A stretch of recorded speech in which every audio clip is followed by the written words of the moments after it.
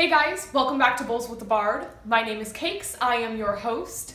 Today we are rounding out part 1 of our Around the Canon in 80 Days series with Pericles, Prince of Tyre. But before that, let us get high.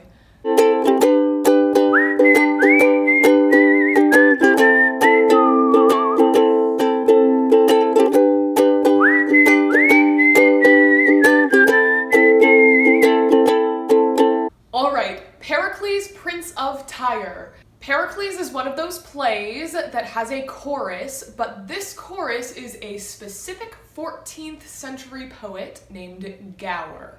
So, the beginning of every act, and sometimes in the middle of some acts, there are chorus sections in which Gower kind of transports the story to a new place or to a new time, and that is how we begin the play. Act 1, Chorus 1. Gower tells us about King Antiochus of Antioch, who is screwing his daughter. In order to keep things that way, he has arranged it so any prince who wants his daughter's hand in marriage has to solve a riddle. If the prince cannot solve this riddle, he forfeits his life. Act 1, Scene 1. Pericles has come to Antioch to try to win this daughter's hand in marriage. He is unafraid. He believes that he is going to solve this riddle, and he does not believe he is going to die. He takes a crack at it, and he learns that this riddle reveals the incest. He immediately understands it, and when Antioch asks him what the riddle means, Pericles tells him that most people don't like to hear the sins that they're committing spoken out loud. Antioch takes the hit and tells him, "You have 40 days to prove that you are going to keep your mouth shut and marry my daughter, or I'ma kill you." Instead, Pericles decides that he is going to flee, and Antioch immediately sends a murderer after him to Tyre. Act 1, Scene 2. Pericles is afraid that this discovery is going to lead to war with Antioch. He knows that his people are not strong enough to win in that war, and he's afraid that he's going to be responsible for the deaths of all of his people. He tells Helicanus, his right-hand man, what he has discovered, and Helicanus is like, "I think you should go travel for a little while. Get away from here. He's not going to attack you if you're not here."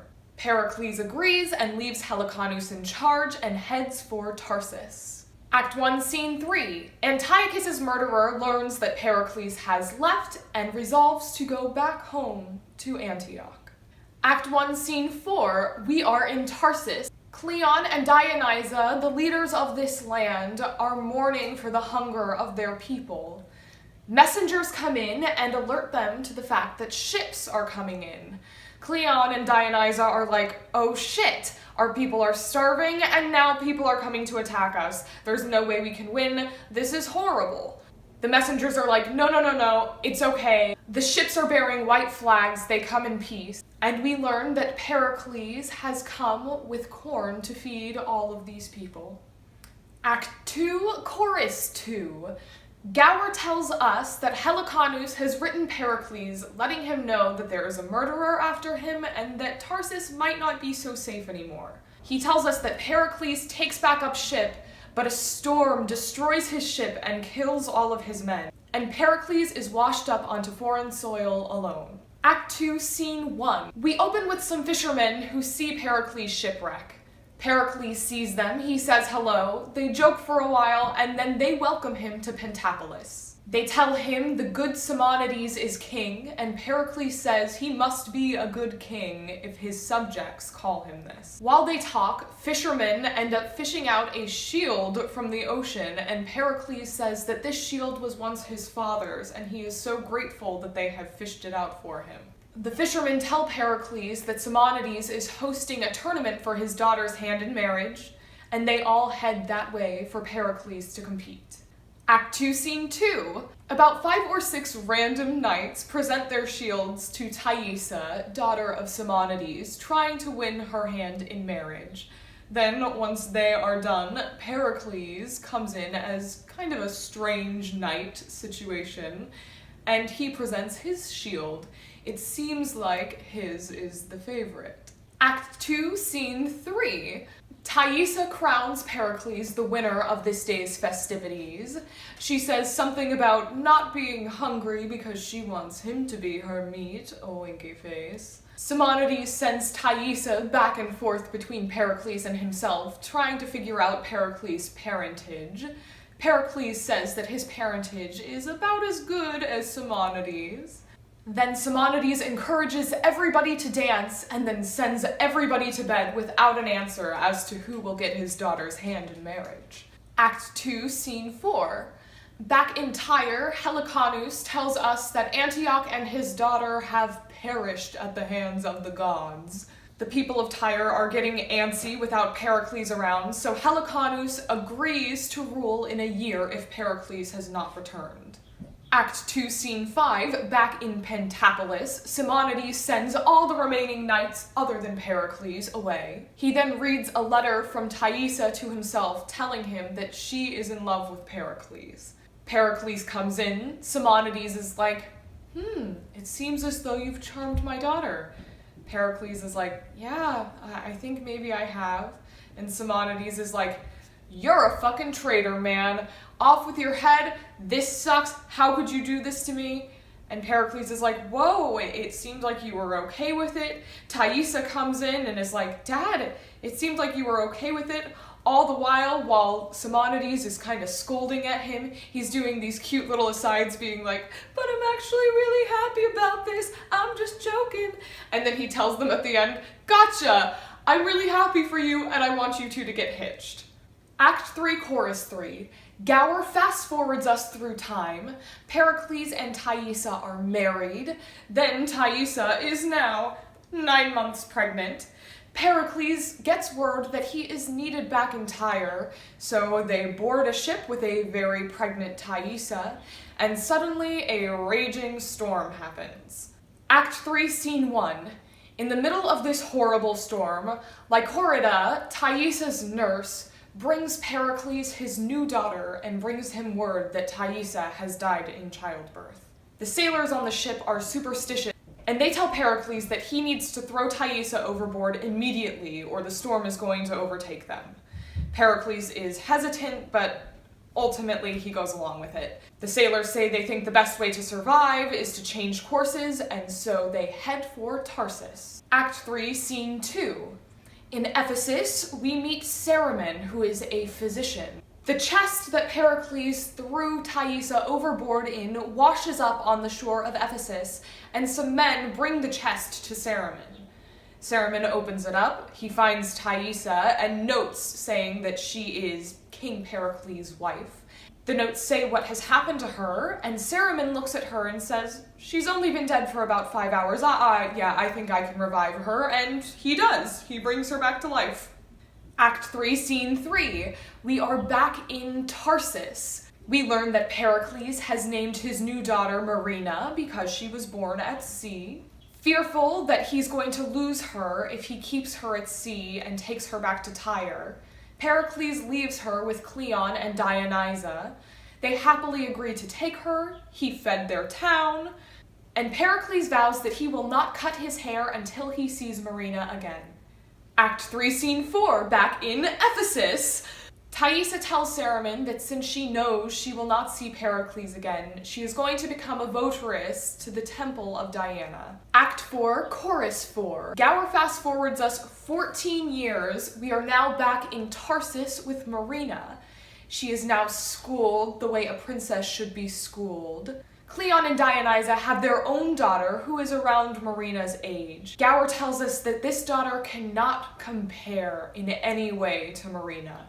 Dionysa is jealous of this, and so Gower tells us that Dionysa has hired a murderer to kill Marina. Dionysa has to convince her murderer to murder Marina. She finally convinces him to do so as Marina enters, mourning the death of her nurse, Lycorida.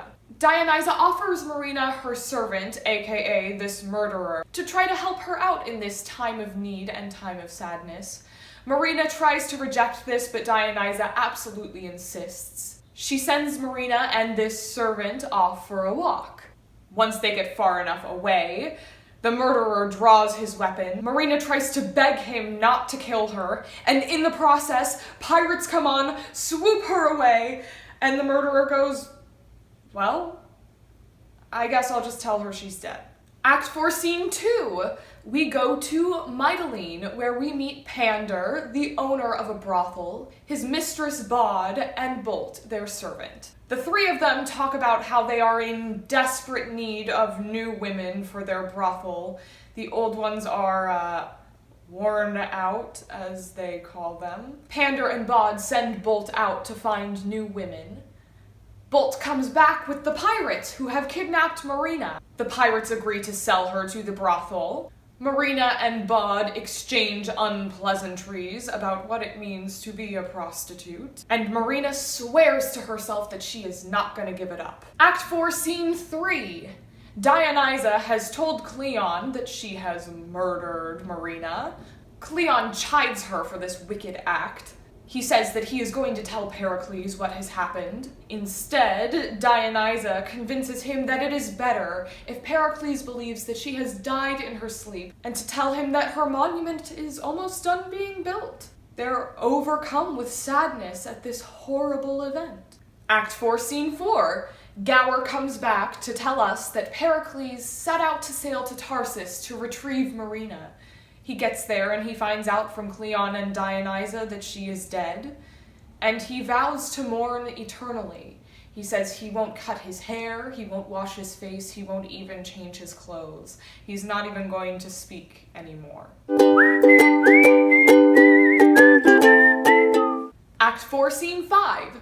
Two gentlemen, who are customers of the brothel, have a discussion about Marina's power of persuasion. She keeps convincing men that they shouldn't be there and that they don't need to have sex with her. Act 4, Scene 6, a bit of a longer scene. Lysimachus, the governor of Mytilene, comes in disguise to the brothel. Mistress Bod looks at Marina and is like, do not fuck this up for me. High-paying customer, thanks. When they are left alone, Marina questions his honor.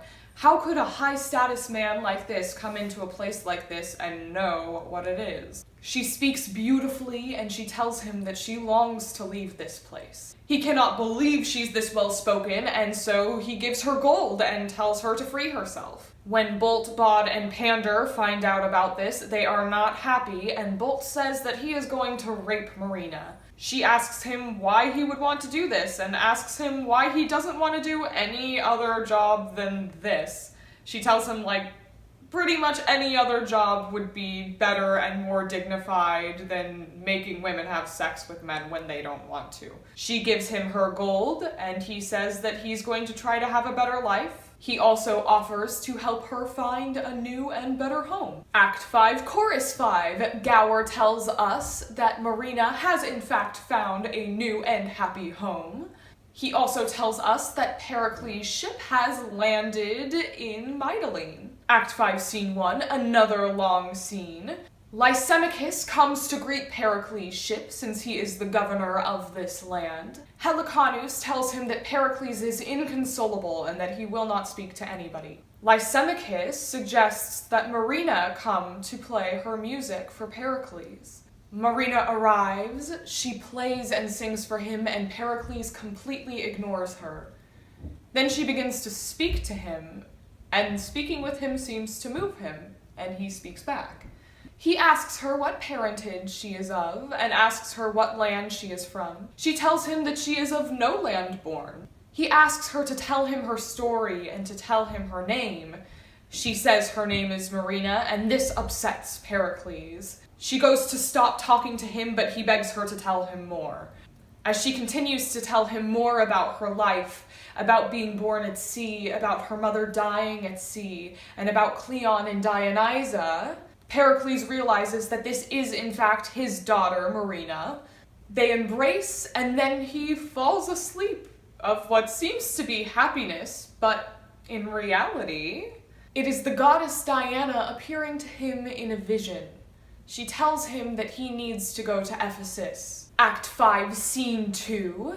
Gower is back to tell us of one last hoppin' party they had in Mytilene before they left for Ephesus.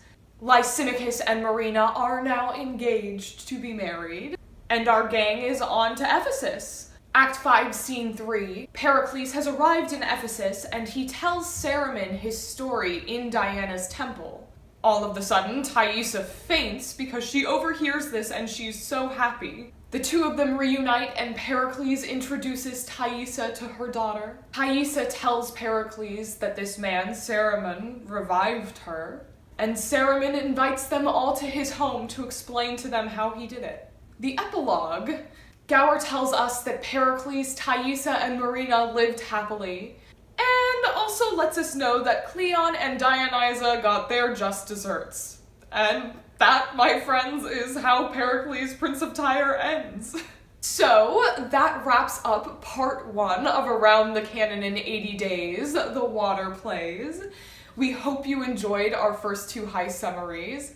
If you felt we left out anything or we got something wrong, please let us know. We'll try to do an update video with any corrections that you throw at us. And if you enjoyed today's episode and you would like to see more content like it, please like us on Facebook at Bowls with the Bard, subscribe to us on YouTube and WeedTube at Bowls with the Bard, and follow us on Instagram at Stone Shakespeare. We'll see you guys next time. Bye. 1,000 sighs to save. Oh, lay me where sad true lover never find my grave to weep there.